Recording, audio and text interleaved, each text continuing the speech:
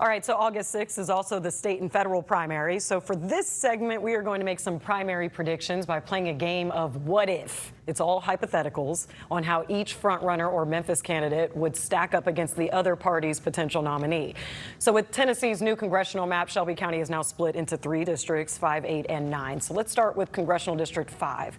What if Democratic Columbia Mayor Chaz Mulder is up against Republican incumbent Representative Andy Ogles? And Elizabeth, I'll start with you. What happens here? Yeah, so Mulder definitely has solid grounds. He's raised a lot of money in this particular campaign, but Ogles has the front running. And when it comes to statewide races like this, the Republican's going to have the lead. And so Ogles will more than likely take that seat once again. Okay, yeah, the incumbent typically has an advantage, but a lot of people have been talking about the controversies with Ogles. So, yeah, Catherine, I'll toss it to you. And that's been interesting to me because I've seen the videos from Nashville and stuff. And my thing is, if you're struggling in Nashville, how are you going to do here in Memphis? Because that's going to be a hard time for you, friend. And so I believe that Chaz Mulder has a good, solid chance too as well. But however, it's going to take some coalition building across both urban and rural markets in order to get people really out to vote. And so we have a turnout issue here in Shelby County. So you just can't count on the vote in Columbia or Memphis to just do what it do. But it's not. You have to really get out there to both urban and rural voters and convince them like, hey, I'm your guy. Let's take it to Capitol Hill. Yeah, definitely. Good points there. Sam, what do you think has been resonating with voters in both of these campaigns? Well, I mean, I think it was an interesting phrase that Ann Elizabeth brought up a few minutes ago, which is affordability, right? Mm-hmm. Like, if I'm a normal human, I think right now, like, not us sitting here, respectfully to us, we're not normal. I care about what's going in my gas tank. I care about food on the table. I care about healthcare. Many of these things Congress really doesn't do a heck of a lot with. I mean, there's a lot that gets told to voters this time of year that, respectfully, the office you're electing really doesn't have anything to do. Mm-hmm. And so, like, that, but I think that's what's resonating with people because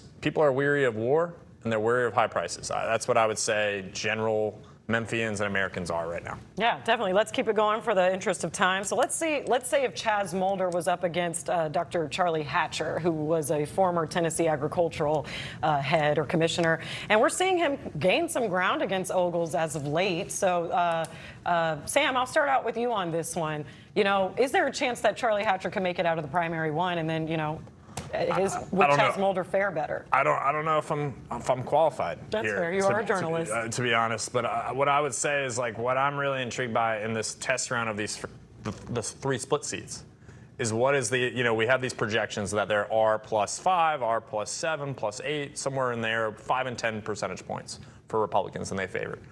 I wouldn't be surprised if we see a couple that are like 7, 8 percentage points. And that would be interesting to me because that means if you're Democrats, you have 2 years, go figure it out. You got some areas that you can maybe poke at. And then it would just be interesting in the purpler Shelby precincts, not the dedicated blue areas in the middle of the city, but like purpler as you get towards the burbs.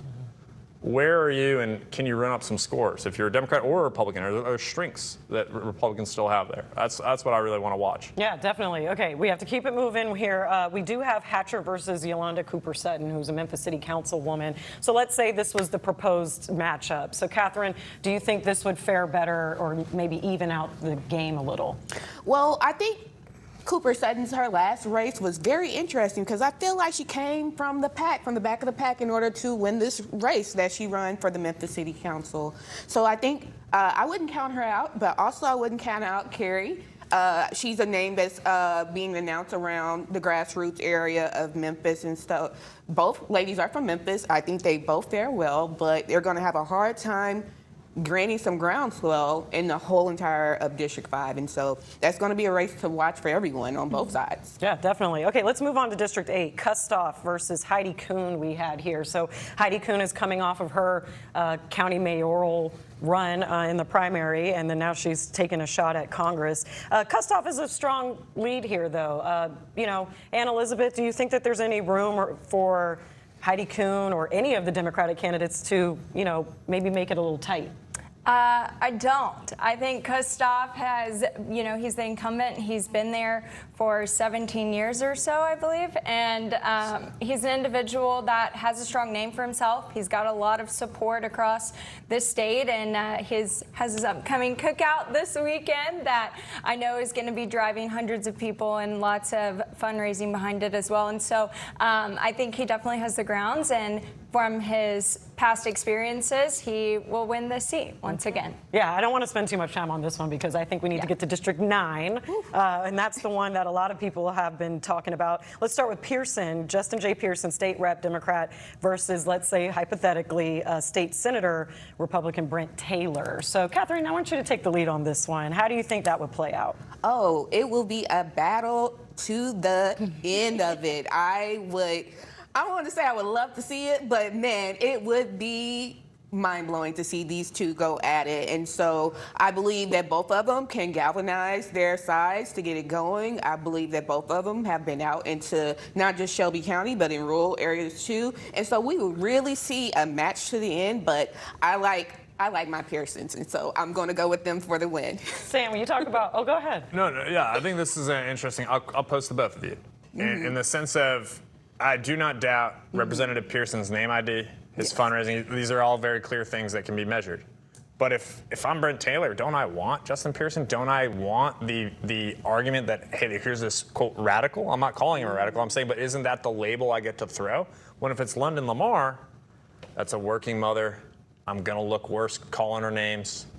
And, it's not the same sort of labels that you get to throw. And so I think that's an interesting thing in a district that's very slated towards Taylor still. Even as interesting as that race would be, which, as a journalist, I would love watching their Twitters all day. It'd be so fun for me. I think that really doesn't Taylor kind of want Pearson in that Yeah, regard. and Elizabeth, I'm curious and we can show a little bit of London Lamar and the matchup with Brent Taylor as well. What do you think, any moderate Republicans who may be upset with congressional redistricting or the way that Republican rhetoric is going right now, who may look to go across the aisle, do you think that London Lamar would be more of a choice for that, or Pearson? I think in that scenario, it would definitely probably be Lamar if we're talking about moderates. Pearson has a lot of young progressive following, and he has a lot of support from the young, progressive side. However, I feel like if there was a moderate that is leaning away from, say, Taylor in this scenario, maybe they would lean towards Lamar over Pearson.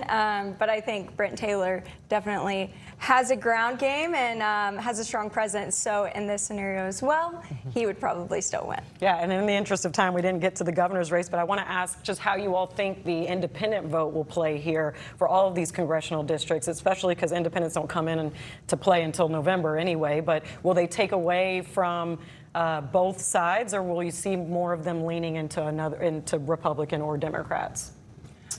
I was talking, Yeah, we were talking about it. this in the lobby a little bit, and I feel like independents or moderates are, there's a lot of times where both sides agree more than we really know, and we just don't talk about them. And a lot of times independents, moderates, they might have more of a fiscal conservative viewpoint, but a socially liberal, progressive viewpoint. And so I feel like from both sides of the aisle, those are the people that we need to knock doors and get out to vote and see who we win. But I definitely think that either way, our independents voters are ones that should be targeted, and both candidates on the aisle should be looking at them to try to get out the vote to win them over.